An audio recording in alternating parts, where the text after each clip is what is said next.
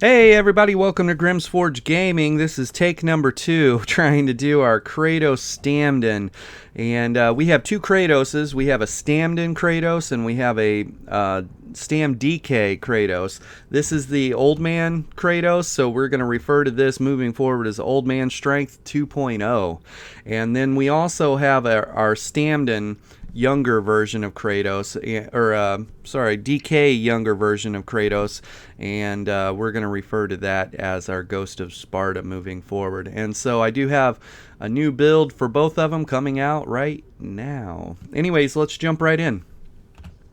Also, another thing about this build, I'd like to thank Papa Minburn, a friend of mine. He helped me put the build together, and I just really like where this was at. I was actually in a process of putting another build together. Papa showed me the stats on this, and I was like, that's the one. That's it right there. That's more stats than I've pushed in the past, and I've wiped groups before, so I can't wait to run that. So anyways, let's jump right in. First thing that we are running, Malacath's Band of Brutality, and this is going to increase our damage done by 25%. A thing to note about Malacath's Band, it is not currently being calculated into your tooltips, and so when we put our builds together on the ESO build editor, our tooltips are 25% higher on there, and Papa had kind of caught this a while back, and he said my tooltips aren't matching up in game with what they are on the build editor.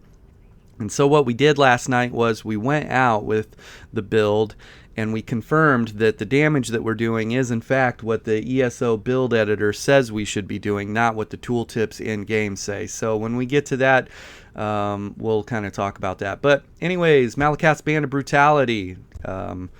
If you're going to be Old Man Strength, you better have Malacath's Band. And whenever you run a mythic item, it breaks up your monster set. And so what we have right now is just a one-piece monster set, and we're running Kratos for the additional penetration. We are a 2 heavy, 5 medium.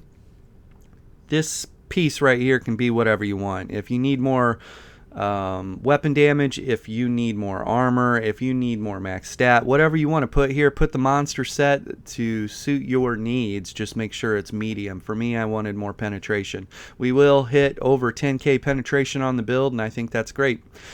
First set that we are running is Eternal Vigor. This is too good of a set not to run right now. The 2-piece, 3-piece, 4-piece are all recoveries, which are great. The 5-piece add another 333 stamina and magic recovery while above 50%. So when we're basically, because we have 30k health on this build, when we're above 15k health, we have all these recoveries. That's great. And then when we fall below 50%, we lose 333 stamina and magic recovery, and then we gain 1,000 health recovery. And that 1,000 health recovery is added onto our base health recovery that we currently have, and we'll end up having between 2,000 and 2,600 health recovery while we're under 50% health, making us very hard to kill. The next set that we have paired Eternal Vigor with is going to be Hulking Draugr, and this is just a ton of stamina. And we have all of our jewelry infused with weapon damage, and then weapon damage, and so you'll want to do that. We do have prismatic enchants on all of our armor pieces, and we're trying to get impen on everything. We do not currently have impen on everything. I think we're missing impen on 2 separate pieces right now. Yeah. So with the reduction of impen values, or impen had been nerfed, I would probably aim for impen on everything, just so that way you don't get blown up. But we're running a 2-hander maul, and we want that extra 20% penetration, and we have this Nirnhone. You can also see that we have a weapon damage glyph on here, so that's an extra 348 weapon damage. However, because we are medium armor, the way weapon damage scales, this build goes up to 4,400 weapon damage every time that procs, which is often. So we're at 4,400 weapon damage on this, plus we do a flat 25% additional damage on everything. Back bar, I'm running defending and reinforced, and I always run reinforced on my shield to get the most value out of the armor from it. and defending on the back bar. You could run Nirnhoned on this too if your heals are located on the back bar and you want to get more value out of your heals. You can make the one-hander Nirnhoned. And so that is the armor. Let's look at the stats buffed up here.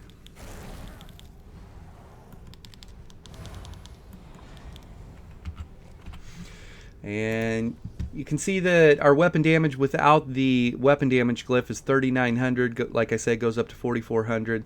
27,000 spell resistance, 27,000 physical resistance, 1,600 stamina recovery, 1,200 health recovery, 1,300 magic recovery. Our recoveries are really nice on this build. I can tell you that the 14, this will go down to 14, but the 14 to 16 is a sweet spot on a Stamden, at least the way we have them set up. And the reason being is I can actually hit my bird of prey, and I'm sprinting right now. I'm holding sprint. Look at my stamina. It's just kind of bouncing back and forth. And that's because of the stamina recovery that we have coming in from our bull netch. Our stamina just kind of stays right there. And so I do not have many points in the sprinter either. It's just because of the way this build is set up. So we can just move very fast, which is great because speed is king in PvP and outnumbered situations. Let's jump right back in. You can see our crit resistance on the low. We are missing 2 pieces of impen, and we also do not have CP allotted towards crit resistance. I might change that if we start getting blown up, but I'll let you know. 10k physical penetration is very nice on this build. We really chunk people. And you can see that our health, like I'd said, our health actually will be at the 30k. You see 31,000 right there. Anytime we heal ourselves, it goes over 30k, kind of rests at that. And then our max stamina, 34,000 max stamina and 17,000 max magicka. This max magicka and our magic recovery, that's really great where we sit at, because we do use a magicka heal, which is a highly underrated heal. And we'll show you the tooltips on that. It's ridiculous, but and we do use Resolving Vigor as well, but that's our healing kit. But I like where our max magic is at, I like where our health's at, I like where our max stamina is at, and so it feels really good. And because we are Nord and the way we have our CP allotted, we're extremely durable. Like even on our 2-hand bar, like I had said, 27,000 physical and spell resistance is great for a medium armor build. It's really strong. Most people are about 5 to 6k less than that in resistances. And then on our sword and board bar, you can see that we are basically 33,000 spell and physical resistance. We're 1k shy of being at resistance caps, and that's great for a medium armor build with all the recovery and all the damage that we have on this. So okay, so let's dive into the Band of Malacath and how it is not currently being added into our tooltips. Okay, so right now this says that we are doing 13,687 D swing. However, on the ESO build editor, it says that our D swing should be 17k. Okay, so if you were to take the 13,687 and add 25% to it, it would be a 17k tooltip. And so that kind of, the difference, 1 plus 1, right? We put the two together and we're like, we're missing roughly 25% tooltip here from what ESO Builder says. So to test it, we went out and just did a D swing on a mob, and our D swing was hitting for 17k on mobs, and it was hitting for half of that on players. And so that told us that the Band of Malacath's Band of Brutality is not actually being properly calculated into damage in the game, at least for my build, Papa Minburn's, his builds, and who knows. So if anybody else is using Malacath's band and you can confirm that, put it in the comments below and let us know if it's working for you or not working for you. But it's a very simple test. Just see what your tooltip on your D-swing is and go out and D-swing a mob and see if you're hitting the mob for higher than that with Band of Malacath, and that'll pretty much tell you that it's doing the same for you. It's not calculating in the tooltip. And so let's look at the tooltips with the 25% additional. So our D-swing here, 13,387 plus 25% is going to be a 17K D-swing. 16,066 sub-assaults, actually a 20,000 or 21,000 sub-assault. And I can confirm that we were hitting NPCs for 20K on our sub-assault, and we're hitting players for 10K on our sub-assault. And then our Dawnbreaker here, when I look at the stats on that, it says 17,853. And then when I look at the ESO builder numbers, it says I should be hitting people for 21 to 22,000. I can tell you that when I hit a mob with a Dawnbreaker, it hits them for the 20 to 22,000, depending on if my weapon damage glyph is procced or not. So yeah, we are actually same deal with that. Malacath bands not being properly calculated into that damage as well.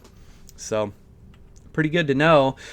How we line this up, if we're just talking our front bar, okay, we haven't looked at our back bar, but basically it's line up a sub-assault, go into a D-swing, and while the D-swing's channeling, you can actually hold a medium attack and animation cancel the D-swing with a medium attack, and then the sub-assault will hit him, and then the Dawnbreaker. And so Dawnbreaker's putting 10K roughly damage into people, sub-assault's putting 10K damage into people. That's 20K damage before we've even started D-swinging them. And like we said, the tooltip on the D-swing is going to be 17K, so you know, half of 17K is hitting people.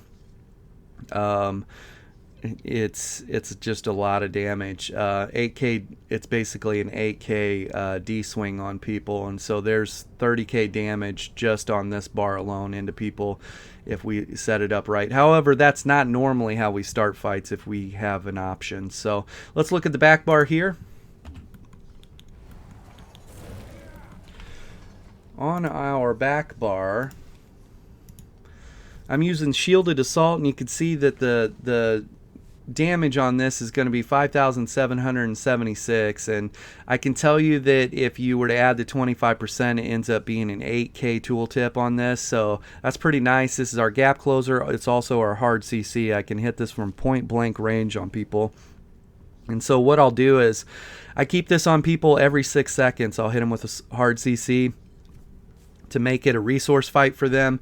And what I'll do is on my sword and board bar, I'm running a shock glyph, and the shock damage has a chance to apply concussed, and concussed will apply minor vulnerability to the target, so they're going to take additional damage. So what I'll do is shield assault into somebody, hard CCing them, hit them with a light attack right into a deep slash, which applies minor maim. So they're going to do 15% less damage for 12 seconds, or hopefully the duration of the fight.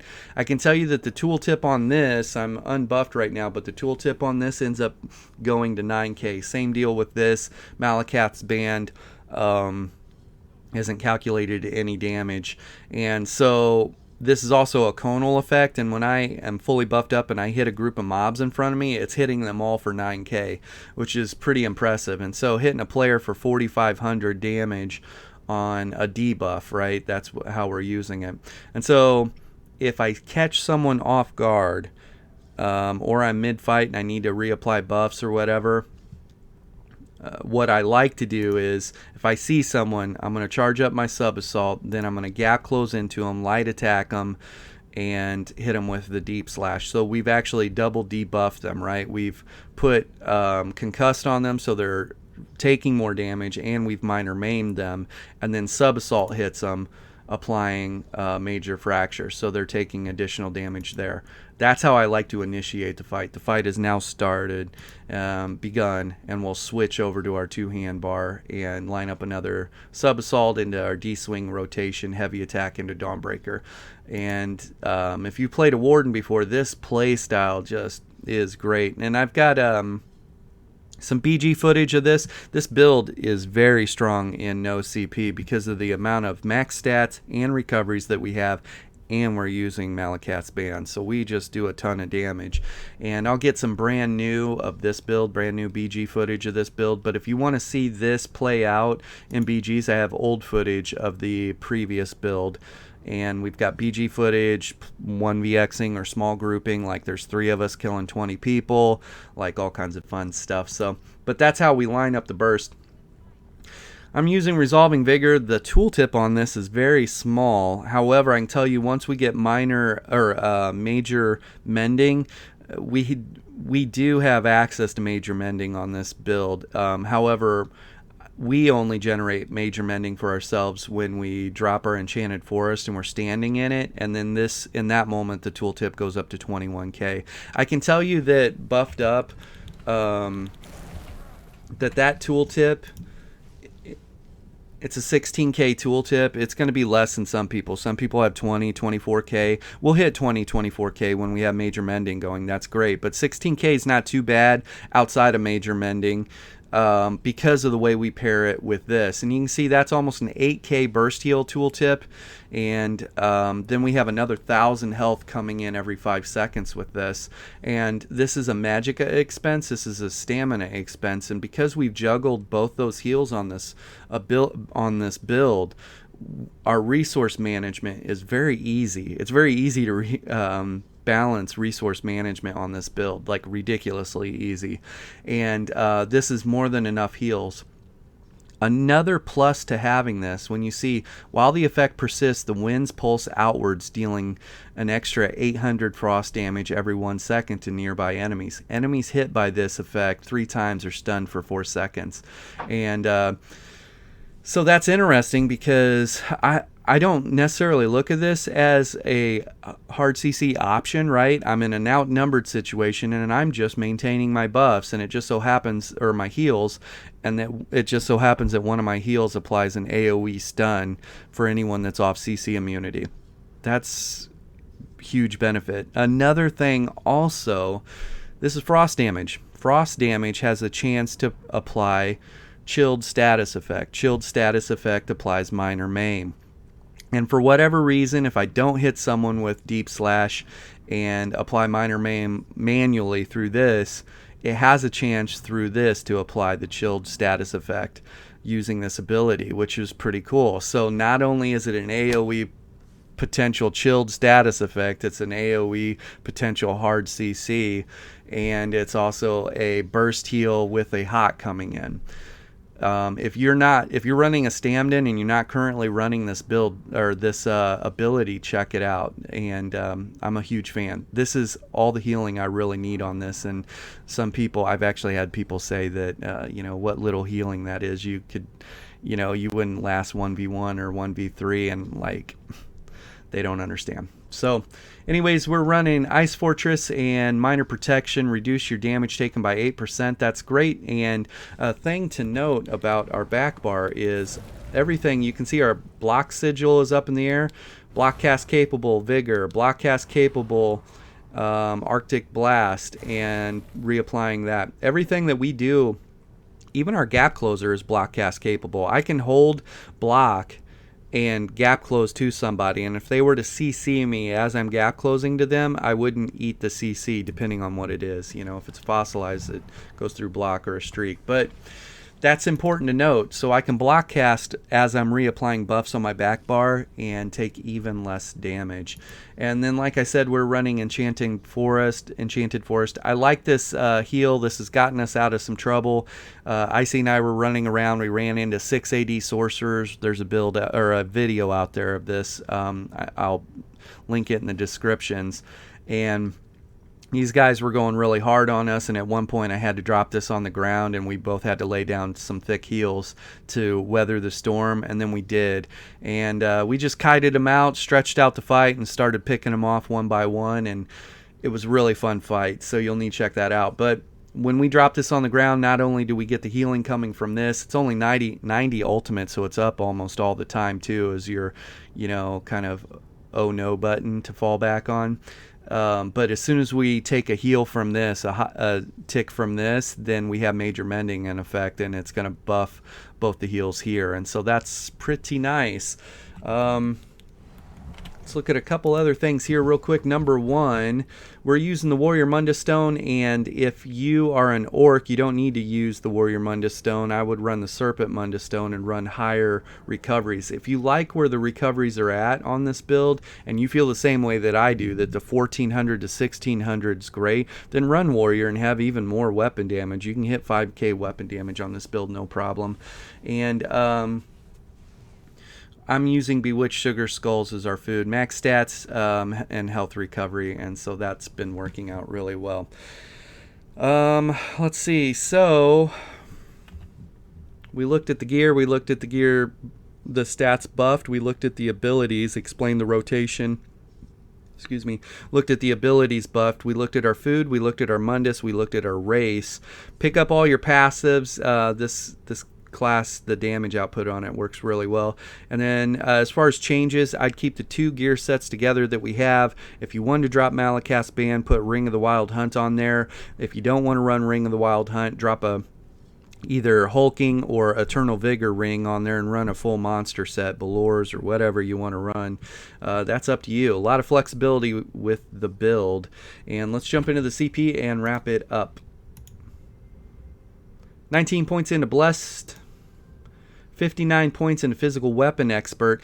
Something to note about this, your light and heavy attacks will hit people very hard. Very hard. However, unlike some builds that lack regen or lack max stats and you feel the need to have to channel a heavy attack to get stamina back in the tank, you don't feel that need on this build whatsoever. And so the only time I use heavy attack is to try and get the follow-up passive from the two-hander ability before I drop a Dawnbreaker, or I want my sub-assault to hit 10% harder.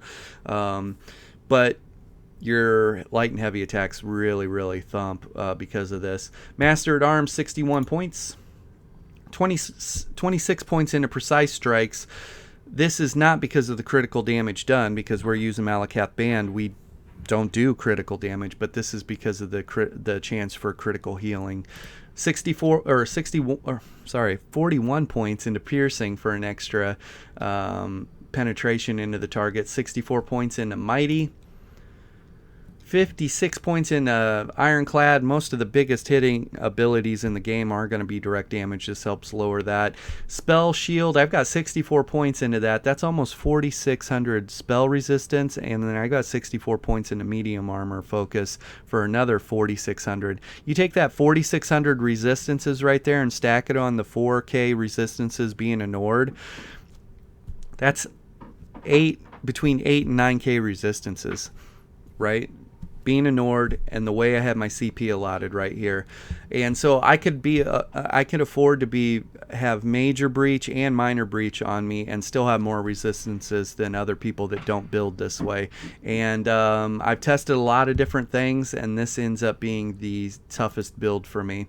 I've got 15 points in a Hardy, 15 points in an Elemental Defender, so I can hit the Bulwark passive, getting that extra 1,500 resistances when I'm on my sword and board bar. And 56 points into Quick Recovery, 1 point in a Siphoner, so that way they have one extra thing to cleanse. 2 points into Sprinter. It was point dump for me. 56 points into Warlord. We are going to be CC'd. We will need to break free. 64 points into Mooncalf. 32 points into Arcanist. 64 points into health recovery. And while our base health recovery is going to be between the 1 to 1,300 health recovery, when we fall below 50% health and Eternal Vigor kicks in and we go to the 2,000 mark, that 13% additional health recovery helps a lot. And we end up being at like the 2,300 health recovery, 400 health recovery range, which makes us that much harder to kill. We've got that passive health coming in every 2 seconds. 51 points into Tumbling. If we are fighting, when we are fighting in outnumbered situations, I would rather dodge roll to disengage from a large group and avoid a bunch of damage. And I've got tons and tons of footage of this working, and you'll see 10 missed attacks in a row just from a well-timed dodge roll. We're not going to stand there and hold block. Like I said, the only time I'm holding block on this build is if I'm reapplying my buffs and I'm in a fight where I'm taking damage. But you can also pull off a real slick dodge roll vigor simultaneously. But anyways, didn't need the points in Shadow Ward. We are more tumbling oriented. So that is the CP, everybody. Extremely fun build. Very strong in no CP as well. So BG's this build absolutely wrecks. And I will get some BG footage of this new build out to you guys. Here it is, though. Stamden Kratos, Old Man Strength 2.0. Everybody be safe out there. Thanks.